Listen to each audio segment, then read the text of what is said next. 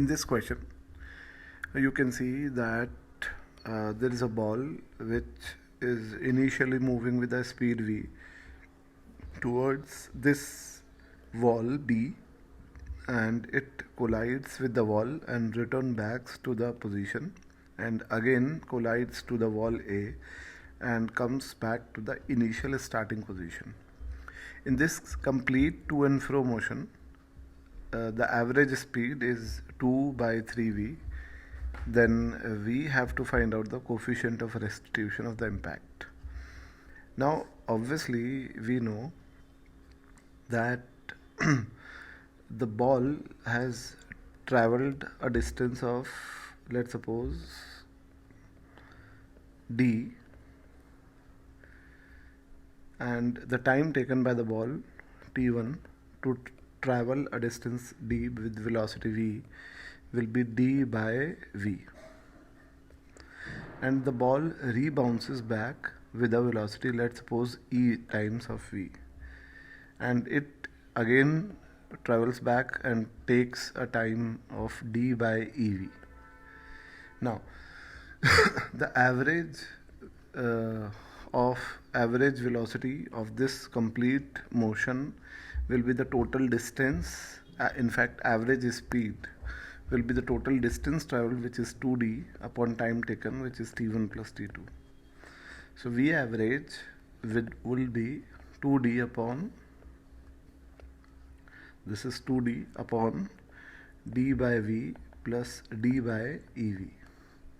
So you can see that it is v average is 2 by 3v, and it is equal to 2v divided by d1 plus 1 by e. So you can cancel out this 2v and 2v, and you can see d is cancelled, obviously this is cancelled, and 1 plus 1 by e is equal to 3, and 1 by e is equal to 2, and e is equal to half. So the correct answer is A. Now we move on the next question.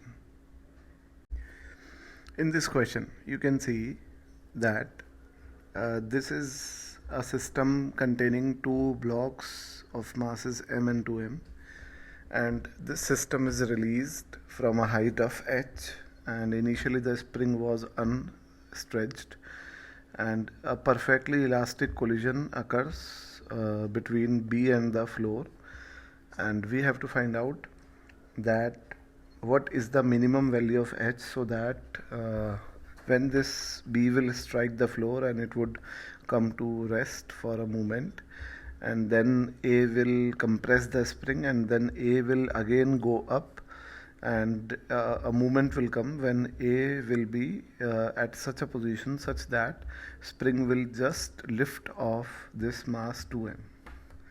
So we have to find out the minimum value of h to lift this mass 2m. So let us draw the situation step by step. So let us see that the moment when they comes in contact with the ground is this moment, and at this moment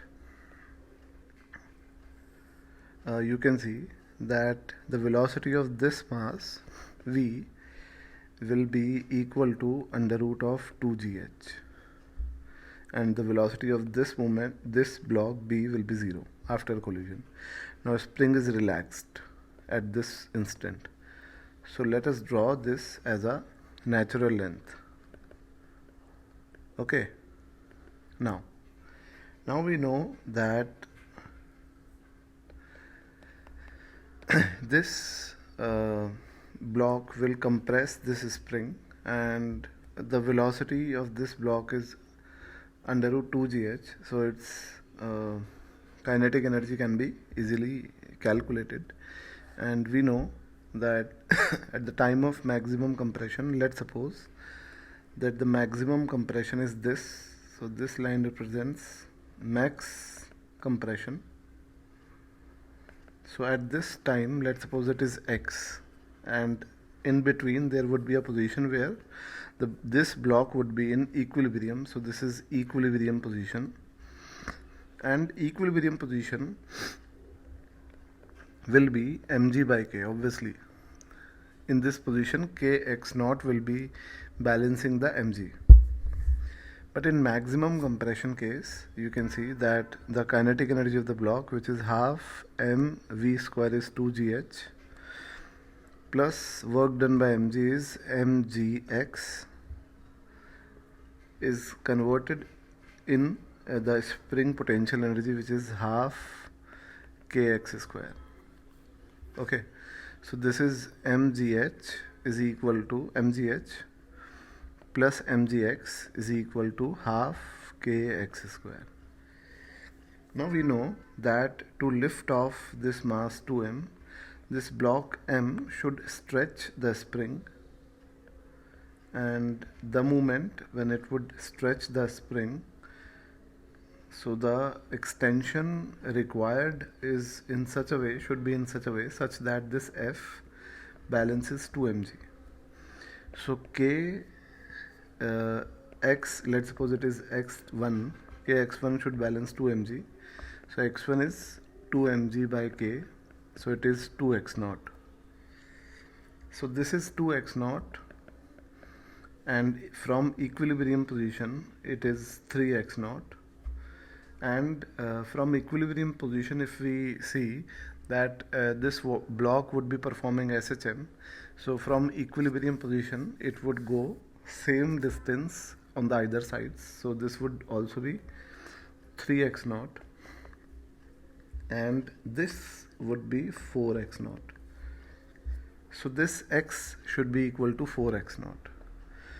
So let us use this equation, mgh plus x is equal to half kx square, where x is equal to 4x naught, where x naught was mg by k, so it is 4mg by k. So this is mgh plus 4mg by k is equal to half k into x square. X naught is 4x naught square, so it is 16 into mg square by k square, cancelling this with this with this. So this is mgh plus 4mg square by k is equal to 8mg square by k, and mgh is equal to 4mg square by k, and cancelling mg with mg, h is equal to 4mg by k. So this is the minimum required value of h, so that this 2m mass would be lifted from the ground. So the correct answer is option B. Now we move on to the next question. In this question you can see that there is a mechanism in which it consists of a part which can translate with the velocity u. It is, in fact, it is translating with the velocity u, which is constant, and it contains a rod hinged at this point such that it is free to rotate about this point, and the mass of the rod is m, and this rod is also rotating with the angular velocity of omega about this point. So we have to find out the kinetic energy of the rod when this rod is in this vertical position. So you can imagine the situation that if this rod was not rotating and it is rigidly hinged so that it is not free to rotate, then this center of this rod would also be moving with the velocity u in the same direction. But as this rod is also free to rotate, and in fact it is rotating with the angular velocity of omega, so VCOM of this rod would be the sum of this velocity u as well as L by 2 omega. Okay, we have just superimposed the two situations. The first situation in which I have assumed that this rod is not rotating, only this complete system is translating with the velocity of u. So in that situation the velocity of center of mass would be u, and in the second situation I have assumed that this is not translating with any velocity, and this rod is just rotating about this point with a velocity of angular velocity of omega.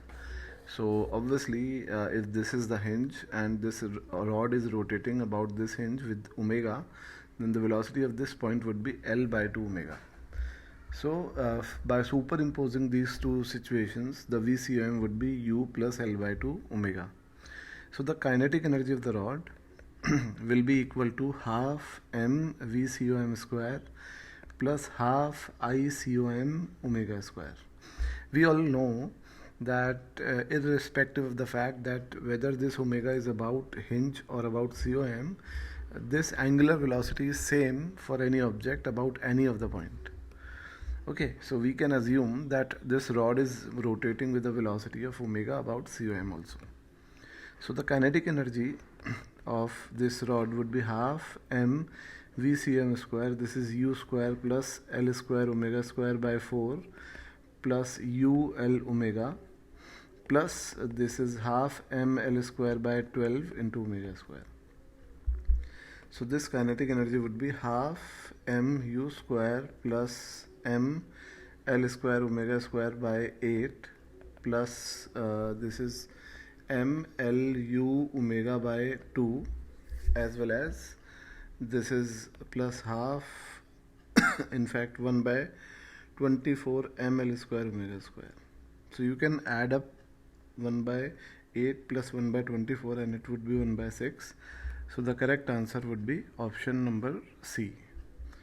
Now we move on the next question.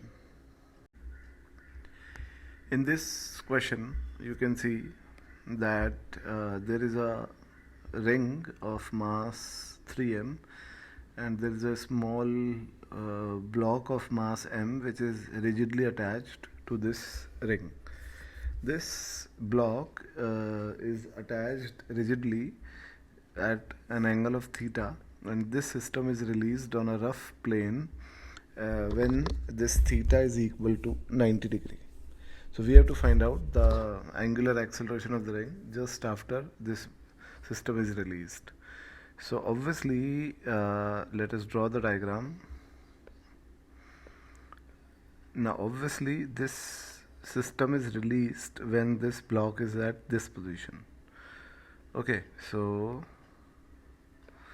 this is obviously it is released on the rough ground, so there would be friction acting on the system also, because you can see that there would be a torque of this mg acting on the ring, and this torque will also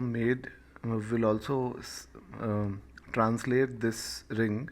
So for translational motion in the forward direction, a force should be is required in x-axis in forward direction, and that force is friction. So let us assume that ring has an acceleration of a and angular acceleration of alpha. So we can write down that F is equal to ma, and m is obviously 4m a, and the torque, net torque, is obviously clockwise. So net torque is mg into r minus F into r, and this net torque should be equal to I alpha, where I is the moment of inertia of the system about this point. So ring has a moment of inertia of 3m r square because the mass of the ring is 3m, plus the rigid block has a moment of inertia of mr square about the center, and alpha is equal to a by r. So this is a by r. So mg minus F is equal to this is 4ma, and you can substitute the value of F here. So mg is equal to 8ma and a is equal to g by 8, and we have to find out alpha. So alpha is a by r, so it is g by 8r. So the correct answer is B. Now we move on the next question. In this question you can see that there is a massless rod which is attached to a hollow sphere, and this massless rod is hinged at this point O, and this system can oscillate like that. So this sphere is either fully filled with liquid, or it is or it can be a solid sphere, okay, of the same mass. Now this system is released from rest from this initial position in both cases, and in the final position its speed is v. So we have to choose the correct option. So the kinetic energy in the case of liquid would be more as that in the solid. Now we can see in the both positions the mass of the system is same m, and the work done by mg in both cases is same, and the work done by mg would be converted into kinetic energy of the system. So it is obviously same, so a option is incorrect. Now the velocity of the center in the case of liquid would be more than in the case of solid. Now in the case of liquid, you can see that liquid would not rotate with the ball. Obviously liquid would maintain its same position and it would not rotate.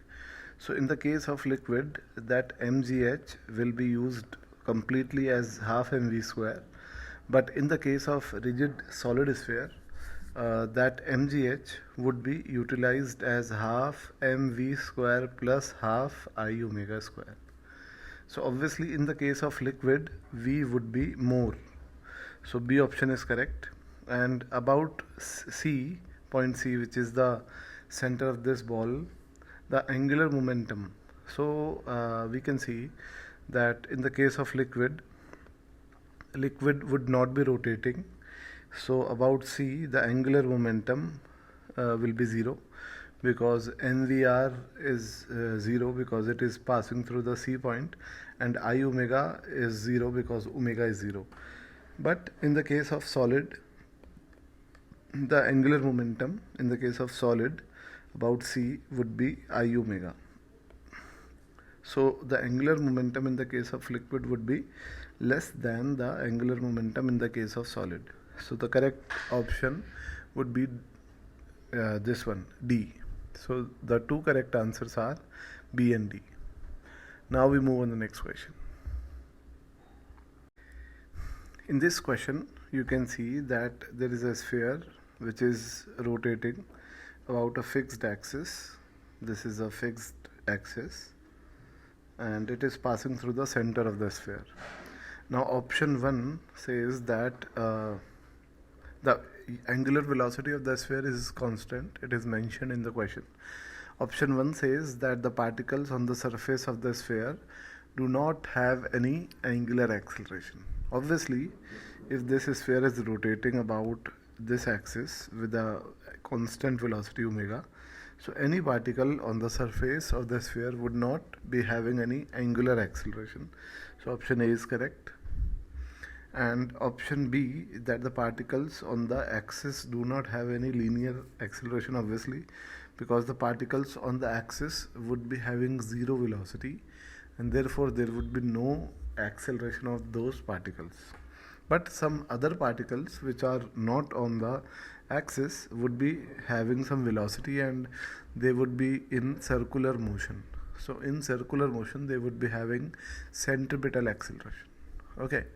Now the different particles on the surface would have same angular speeds. We know that angular speed of all the points in a rotating system is same. So C is also correct. And all the particles on the surface have same linear speed. This is incorrect because linear speed is not correct, because each particle has different linear speed and it depends on the distance of that particle from the axis of rotation. So the correct answers are A, B and C. Now we move on the next question. In this question, you can see that a putty ball of mass m is moving with a speed of v0 like that, and it strikes this dumbbell and at this point, and this dumbbell consists of a massless rod and two particles of mass m. This putty ball sticks to this particle after collision, and we have to mark the correct options. Now we can see that in this case the situation is that the putty ball sticks to this ball of mass m, and therefore we can subdivide the velocity into two parts. This angle is 30 degree. So this is ux and this is uy. Ux is equal to v naught sine 30, which is v naught by 2, and uy will be equal to root 3 v naught by 2. When this putty ball strikes this mass m, then the momentum of this complete system will be conserved in both the direction, in x as well as in the y direction. So we can conserve the momentum in x direction. So we can see that initial momentum in x direction will be m v naught by 2, and initial momentum in y direction will be m root 3 v naught by 2. And the final system would be, this is 2m and this would be m. So this final system would be moving with the velocity vx, vy along this direction and vx along this direction. So P final in x direction would be equal to 3m vx, and 3m vx would be equal to m v naught by 2. So vx would be equal to v naught by 6, as well as we can also balance the momentum in y direction. So in y direction, this is P final in y direction would be 3mvy, and it would be equal to root 3 by 2 mv naught. Cancelling m with m, you can see that vy would be equal to v naught by 2 root 3. Okay, this is vy. And now to find out the angular velocity of this dumbbell, we have to balance the angular momentum. So let us suppose that this is m and this is m, and after the collision this becomes 2m and this still remains m, and center of mass would be at this point at a distance of L by 3, and this is 2L by 3, and obviously the ball is moving in two directions, but we have to take only this velocity in angular momentum, which is v naught by 2, because this y direction angular momentum would be 0 because it is passing through this COM. So basically we are balancing the angular momentum initially and finally about the COM of the final system, which is the system finally made. So in this case you can see that the initially also at this point, which is the final COM of the system, the initial angular momentum would be m v naught by 2 into L by 3, and the final angular momentum L final would be about this point. VCOM is passing through this point, so MVR is not taken, and we can just take I omega. So the final angular momentum would be I COM into omega. So this is L initial is m v naught L by 6, and L final is I COM. Now I COM is m1 m2 by m1 plus m2 into omega into, in fact, L square omega. So this is 2m by 3 into L square omega. So balancing the angular momentum about COM, so m v naught L by 6 is equal to 2 by 3 m L square omega, and cancelling m with m, and this is 2, so omega will be equal to v naught by 4L. So the correct answer, correct option is A. Now the energy lost in the collision. Now you can just do one thing, that you can write down the initial kinetic energy, which is half m v naught square, and finally half 3m into vx square plus half 3m into Vy square plus half I about COM into omega square, and you can find out the loss, and loss would be equal to finally 5 by 16 mv naught square. I am not calculating that because it is easy to calculate. So this is the correct answers are A and C. Now we move on the next question.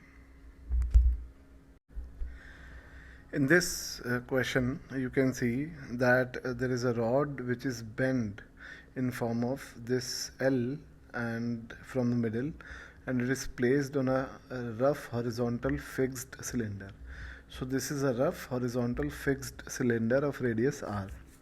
Now the mass of the rod is 2m and this rod is in equilibrium. So we have to find out the correct options. So let us, it is also mentioned that we have to assume the friction force at A and B are equal in magnitude. So let us draw the FBD of rod and let us analyze the situation. So this is the horizontal portion and this is the vertical portion of the rod.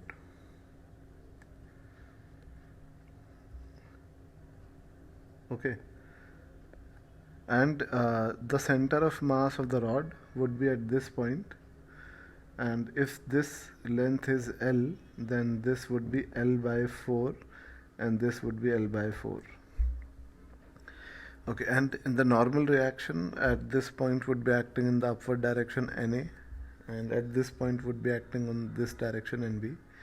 And if this rod has a tendency to slip like that, so this friction would be acting on this direction like that, F, and this friction would be acting in the upward direction like that. Or in fact we can say that we have just assumed that this friction is acting in the upward direction, so it would be negative if our assumption is wrong. Okay, so now we know that Fx is 0 and Fy is also 0, so we can say that F is equal to NB, and Na plus F is equal to that 2 mg, and this F is NB, so Na plus NB is equal to 2 mg. Now we can also balance the torque about COM.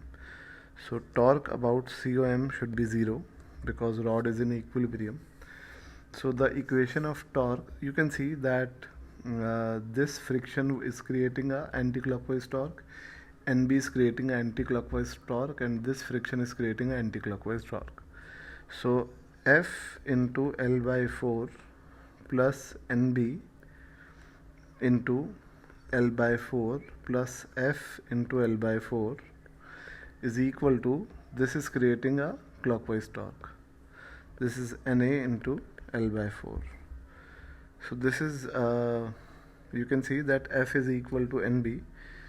So this is 3 NB, L by 4 is equal to Na, L by 4, and cancelling L by 4, Na is equal to 3 NB. So this is 4 NB is equal to 2 mg, and NB will be equal to mg by 2, and Na will be equal to 3 mg by 2. So option A is correct and option B is wrong. Now this friction F is NB, so F is equal to mg by 2, and it is obviously positive, so option C is also correct. And normal force applied by the cylinder on the rod at A is mg, it is wrong. So the correct answers are A and C. Now we move on the next question. In this question you can see that there are two identical discs and they are connected from the centers with a light rod. This rod has the frictionless groove.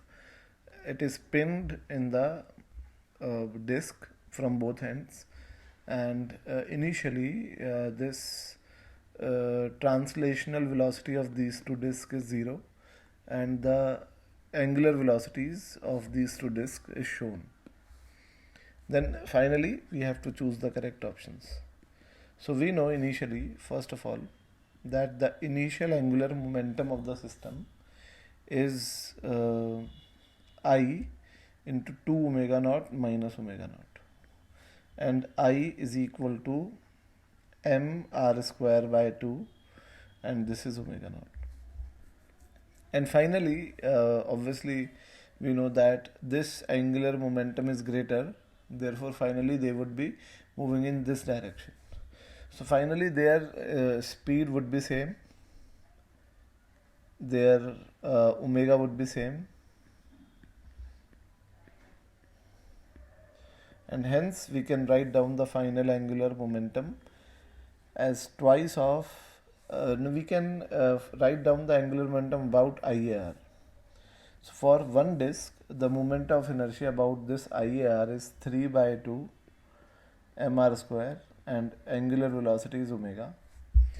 And for two disk, I have multiplied this 2. So L final is 3 mr square omega. And if we equate initial angular momentum and final angular momentum, then mr square by 2 omega naught is equal to 3 mr square omega. So you can see that omega will be equal to omega naught by 6.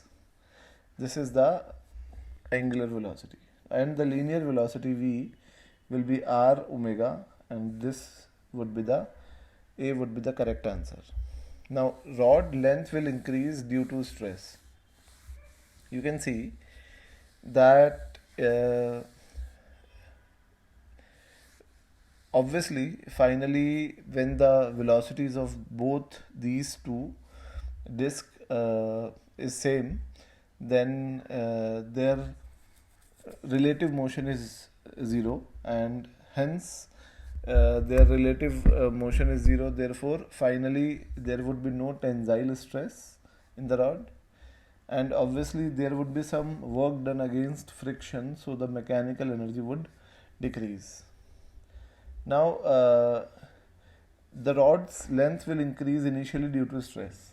So you can see that initially we can say that the friction acting on this disc would be, when you would keep this disc on the ground, then the friction acting on this disc would be like that, and the friction acting on this disc would be like that.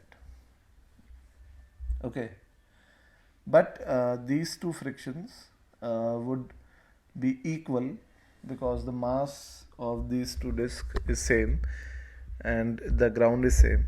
So the net friction acting on these two discs would be 0. Net force would be 0.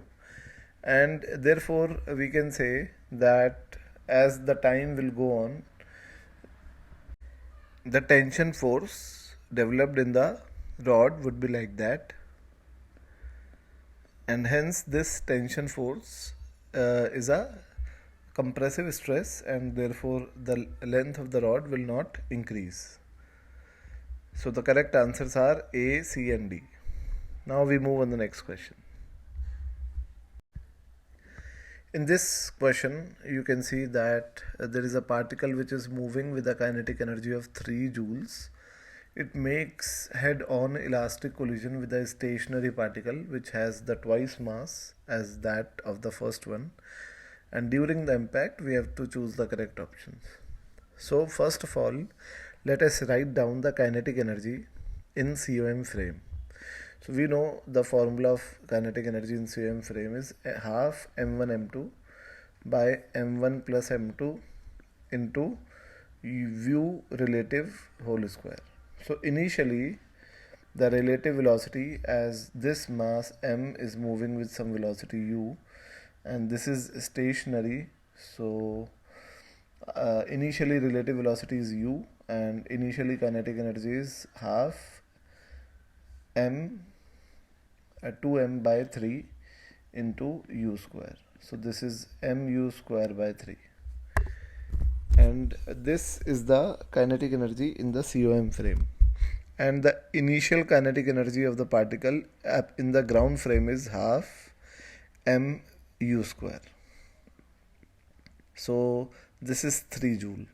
So mu square is 6 joule, and kinetic energy initially in COM frame is mu square by 3, which is 2 joules. And finally, when finally means when these both balls were maximum compressed. So at that time, when these balls were maximum compressed, their velocity will be same, and therefore the relative velocity of them would be 0.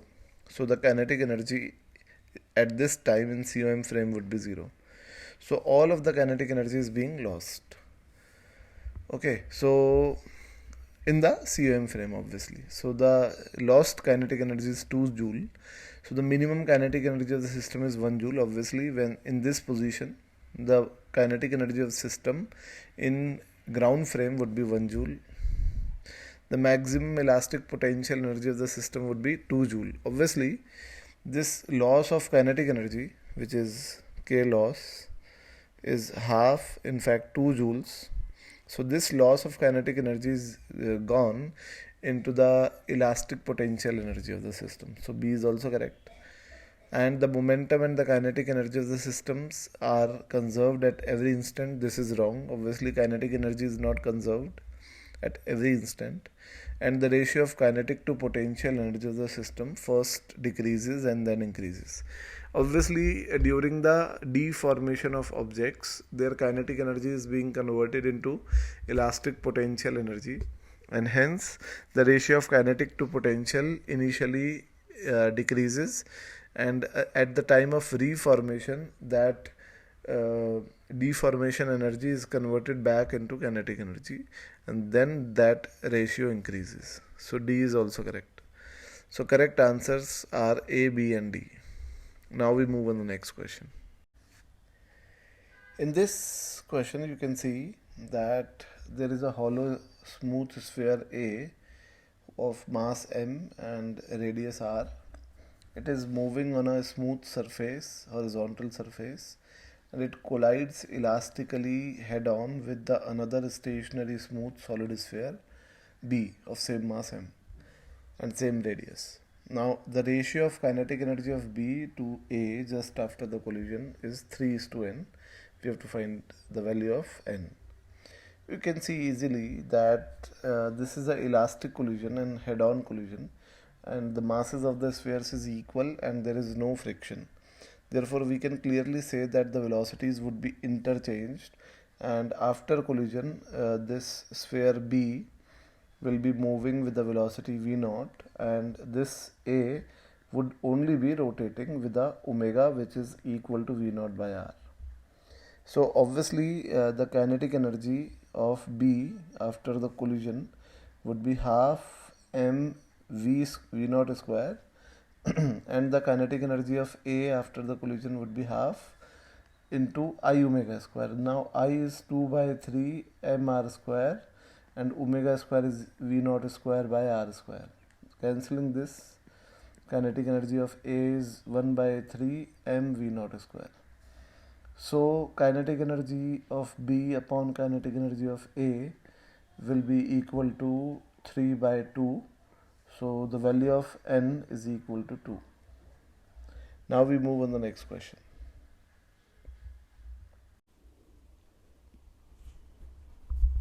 In this question, you can see that there is an arrangement of 4 identical balls of each of mass 1 kg, and they are hanging with these strings. These strings are light strings and they are very closely attached to each other, and suddenly the first ball is given an impulse of 16 newton second and towards this side, and the block of mass m is being hit by this last ball, and it just able to complete one turn. So we have to find out the value of radius, which is 3 by 2 to the power n upon 5g. So we have to find out the value of n, and E, which is the coefficient of restitution for each collision, is half.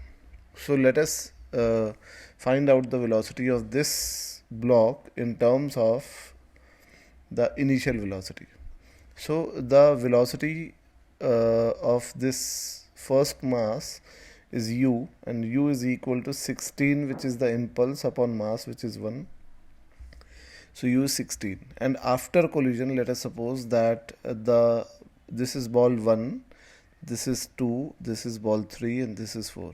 So after collision, ball 2 is moving with the velocity v2 and it is moving with the velocity v1. So conserving the momentum, so this is mv1 plus mv2 will be equal to m2 into u. So v1 plus v2 is u, and the second equation would be from E. So v2 minus v1 upon u will be equal to E.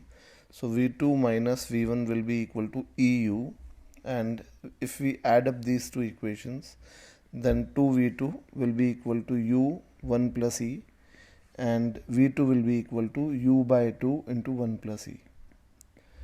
Now by substituting the values, you can find out the value v2. So this is 16 by 2 into 1 plus 3 by 2. In fact, 1 plus 1 by 2. So this would be 8 into 3 by 2, and 8 into 3 by 2 would be equal to 12. So v2 is 12. Now for collision between 2 and 3, the velocity v2 would be u, and therefore we can find out the velocity of ball 3, which is, let's suppose, v3. So v3 will be v2 by 2 into 1 plus e. So v3 would be equal to 12 by 2 into 3 by 2. So this would be equal to 9 v3, and for the collision between 3 and 4, velocity of v4 will be equal to 9 by 2 into 3 by 2, which is 27 by 4. Now the velocity of block is v5. Let us suppose that it is v5, and it would be equal to, v5 would be equal to, this is 27 by 4 into 2 into 3 by 2. So it would be 3 to the power 4 upon 2 to the power 4, and this velocity should be equal to under root of 5 gr. Okay, so squaring, so this is 3 by 2 to the power 8 is equal to 5 gr, and r is equal to 3 by 2 to the power 8 into 1 by 5g. So n will be equal to 8. Now we move on the next question.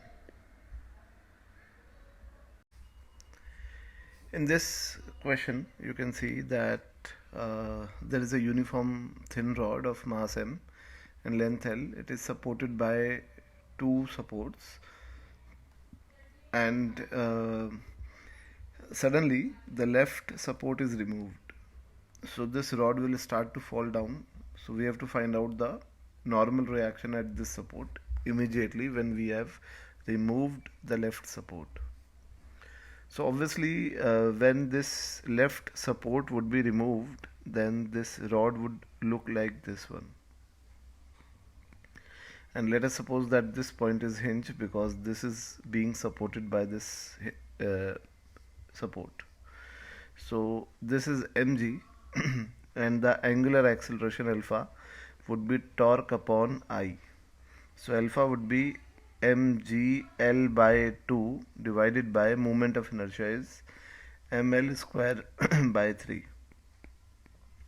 So alpha is equal to 3g by 2l. Okay, now the center of mass acceleration would be L by 2 alpha, and ACOM would be L by 2 into alpha is 3g by 2l. So this would be 3g by 4, and now we can assume that the hinge force would be in y direction only, because there is no force which is pulling the rod along horizontal direction. Therefore there would be no hinge reaction in the horizontal direction. So mg minus r would be equal to macom, and mg minus r would be equal to m into 3g by 4. So r will be mg by 4, and therefore x is 4. Now we move on the next question.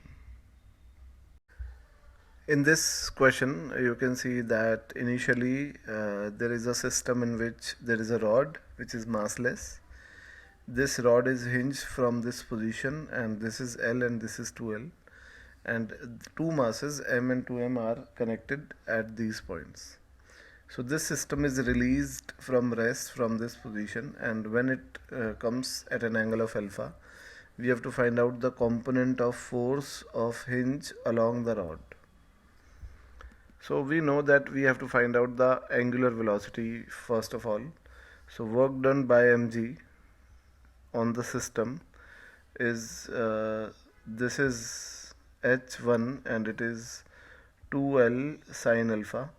So work done by mg is 2mg into 2l sine alpha, plus work done against mg is this one. This is obviously minus, so this would be minus mg into l sine alpha. So net work done is 3 mg l sine alpha, and this would be stored as kinetic energy, so it is half I omega square. Now I will be ml square plus 2m into 2l whole square into omega square. So this is 6 mgl is equal to 6 mgl sine alpha is equal to, this is 4 into 2 8 plus 1 9 ml square omega square, cancelling m with m, l with l. Omega square is equal to 2g sine alpha by 3. Okay, and the force of the hinge, F hinge, would be balancing the centrifugal forces. So it would be equal to 2m into 2l omega square minus ml omega square. So it is 3m l omega square, and omega square is 2g by 3 sine alpha. So this is 2mgl sine alpha. In fact, there would be L also in the denominator. This is L, so this is cancelled with that one. So this is 2mg sine alpha. So N is equal to 2. Now we move on the next question. In this question you can see that there is a circular disc, and its radius is r, and a triangular portion is being cut out from this disc, and we have to find out the center of mass of the remaining disc, okay, from this point of the disc.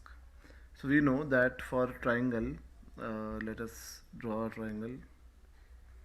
We know that for a triangle, if this height is h, then the center of mass is at the centroid, and centroid is at a height of h by 3 from the base, so it would be 2h by 3. And the area of this triangle will be half base into height, so half base is r and height is r by 2. So this is r square by 4. So we are applying the formula, which is the remaining COM would be A1 x1 minus A2 x2 upon A1 minus A2. Now A1 is the area of the complete disk, which is pi r square, and x1 is the center of mass of that complete disk, which is this one, and we are assuming this point as origin, so it would be 0. Minus A2 is the area of the part which is removed, which is r square by 4, and its center of mass, now h in this case is r by 2. So center of mass from this apex point is 2h by 3. So this is 2 into h by 3, which is r by 3, and divided by a1 minus a2, which is pi minus 1 by 4 into r square. So you can see that it is equal to r by 3 into 4 pi minus 1. So you can see that alpha is 3 and beta is 4. So alpha beta by 2 is equal to 6. Now we move on the next question. In this question you can see that there is a thin uniform rod AB of mass 1 kg, and it is moving only translationally with the acceleration of 2 meters per second due to these two forces, and the distance between the points where these forces are applied is equal to A, and A is 20 centimeters, and it is known that F2 is 5 Newton. So we have to find out the length of the rod. Now let us assume that this rod is moving like that and its acceleration is 2. So F2 minus F1 is equal to ma, and F2 is 5 minus F1 is equal to m is 1 and a is 2, so F1 is equal to 3. Now let us assume that this is COM, and let us notice the fact that this rod is not rotating. In fact, it is only translating.